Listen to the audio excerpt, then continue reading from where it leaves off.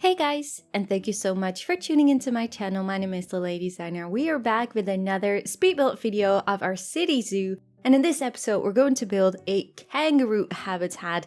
And other than I mentioned in the previous episode, I actually want to let go of the very highly Australia themed area with like the orange rocks and stuff. Because we did the cassowary habitat earlier, I felt like I wanted to do it a little bit more realistic in this case, but I will tell you guys a little bit more about that in a later stage. So we're starting off with putting down some bridges and also laying out some of the path sections. I know a lot of people, when they see me doing path, they're like, oh my god, you know that I can tell that you're so struggling, but I don't really feel that it's struggling. I really just feel like I want to do it right, and sometimes you have to make a lot more movements to get it right. So I don't know, I never really feel like I'm super struggling with the path section. If I do mention it, like, oh my god, for this idea I was struggling so hard with the path sections, but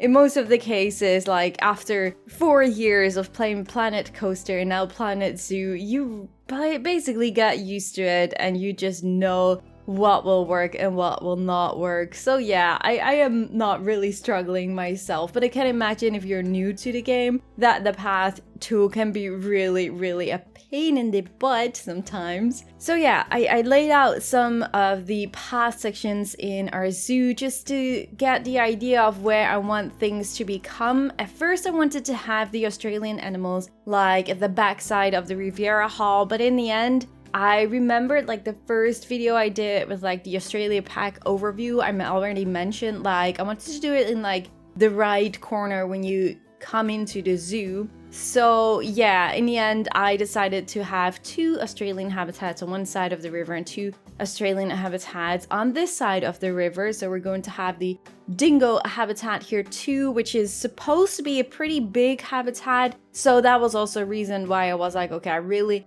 need to use that corner on the right side of the entrance so I have enough space for the dingo habitat. We could potentially also build another maybe toilet area or restaurant area in this section. But also, as you guys mentioned in the previous episode, I was like, in the Rivierahal we still need to do the restaurant building before I am able to finish it and do like the tour of the Rivierahal. And you guys all told me like I really would love to see you building that restaurant. Well, it's not really restaurant, more like a food court area, but you guys really wanted to see that, so I will definitely record that the next episode for you guys. But yeah, back to the kangaroo habitat. As you can see, I'm doing some things with bamboo and we're building a roof. I was looking at Leipzig Zoo again because they have these awesome like pink terracotta color roof tile pieces and a lot of buildings with that. So I was like, okay, I want to see if I can use something as a reference again for a shelter building for the kangaroos in this case. And I ended up, I'm not really sure what it is supposed to be. I think it is some kind of viewing area for their tiger trial, something like that. It doesn't really look like a shelter, but in this case we're using it as a shelter. So the reference of the roof, because I could not see anything else on Google Maps, but the reference of the roof is coming from Leipzig Zoo, and the rest is basically just in the same style as we're doing with the city zoo habitat around the Rivierahal. I just really like that style. So that's why I chose again to go for this style instead of like going something crazy with like the Australian pack or anything, because that just does not fit in this city zoo biome unless it is indoors, I feel. So yeah, the outside railing of the habitat will be the same with like the limestone pieces like we did with the koala, the cassowary, and all the other habitats with the limestone lowered down. But in this case, since the kangaroos are really good jumpers, I wanted to make sure that they're not able to escape, so we're using the chain link fence of the game. Now, if you would play in franchise mode, you would not be able to use that chain link fence because it is not strong enough for the kangaroos, but we're playing in sandbox mode, so we don't have animals ruining our fences or anything, so I have more freedom in sandbox mode to choose what kind of fence I want to use for that habitat. So that's why I just really love the chain link fence, in case you haven't noticed it yet. So that's why I chose a 40 chain link fence again in this case, because I just really love the look of it.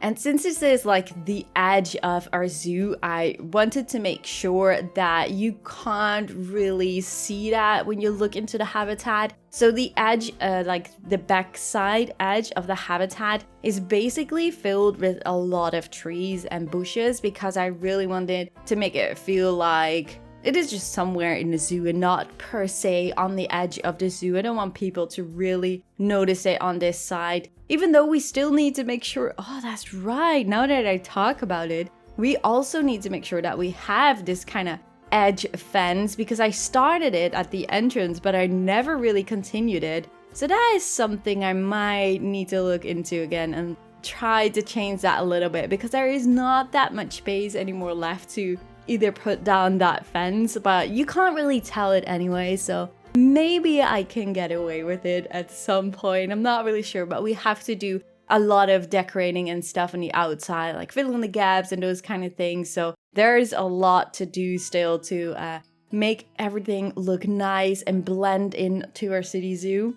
So yeah, the habitat itself is like a lot of the European biomes. This is a European zoo, and we did that a lot also with like the llamas and the bongos and those kind of animals. We have used a lot of the European trees and stuff, because that is fitting our city zoo. And if I just look at Rotterdam Zoo, which I use a lot as reference, they also just have a lot of just the European, the Netherlands trees and bushes in this case. And that is where the animals are staying in, and they don't seem to have any issues what kind of trees they have in their habitat. So sometimes when people comment like, yeah, but that tree doesn't fit in their biome, I'm like, well, did you ask that animal? Did that animal tell you that he was really annoyed by that palm tree you put down in the habitat? I don't think so. Or it's the same with like people sometimes telling me like, yeah, but that tiger doesn't really fit in that Asian habitat you built. You should have built like an Indian temple for them. And I'm like, yeah, but that tiger does not live in an Indian temple in real life, right? So why does it even matter? Like, the tiger is just happy if it can fulfill its needs, if it has bushes, whatever biome it is, probably, because it's not eating it, so it's not like a giant panda, which really would love to see some bamboo in the habitat. I don't really see any issue with it, and I just look around me in the zoos I know, and I just don't really see animals having issues with the type of trees in their habitat. So yeah, it's mostly just because of the people that think a habitat is pretty or not, or is like themed because of the guests and not really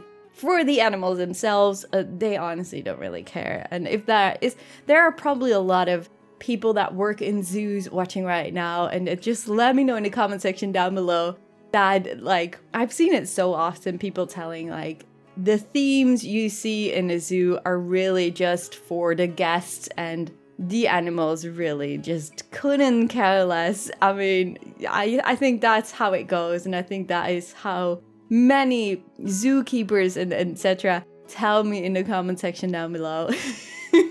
But it's just interesting to see that there are sometimes people that are like, no, you really can't use these trees in this habitat, or you really can't use this theme for this animal. And I'm like, yeah, well, if it has enough space, who cares? So also, by the way, thank you so much for the comments in previous episode about me answering some questions of the previous episodes in the video. I really do like that. We did that a lot when I played Planet Coaster back then. So it's nice to see that you guys like it, and we'll try to implement some more questions in between our talks, because, well, as you may have noticed, I always have a hard time with like filling my whole video up with like a lot of talking, because sometimes there's just not that much to say about what we're building.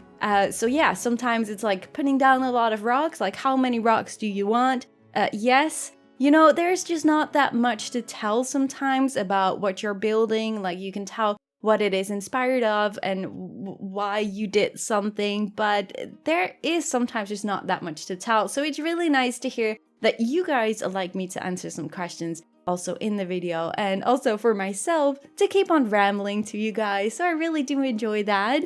So another question that I got a lot actually in many episodes is if I'm going to do a complete zoo tour soon, and the answer to that is no. I am going to do a tour of the Rivierahal, so that's a separate small tour, but the whole zoo tour is going to be at the end of the whole series. So when everything is finished, I'm going to do the zoo tour. We did one zoo tour a few episodes ago, but that was the last one we're going to do. I sometimes do zoo tours during my live streams.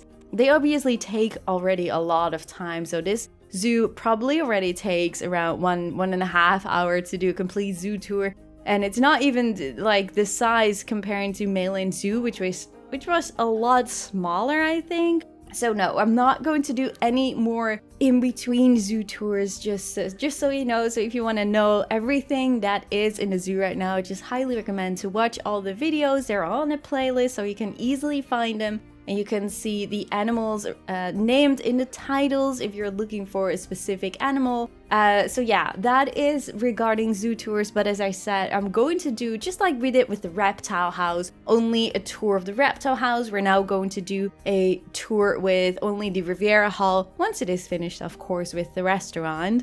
Also, another question I got was if I am a designer in real life. For those that have no idea why some people ask that, is because of DeLady design is basically mixed up lady and designer, so that is how I came up with the name. And because I wanted to do a creative channel, that is how I kind of came up with that name. But other than that, I am not a real designer. I didn't do any study, I didn't do any job with designing anything. And as I mentioned in the previous episodes, I never really did anything similar like this before Planet Coaster dropped. I was playing a little bit of Sims and Roller Coaster Tycoon 3, or Roller Coaster Tycoon 1, 2, and 3 actually, but I never really went into detailing like this.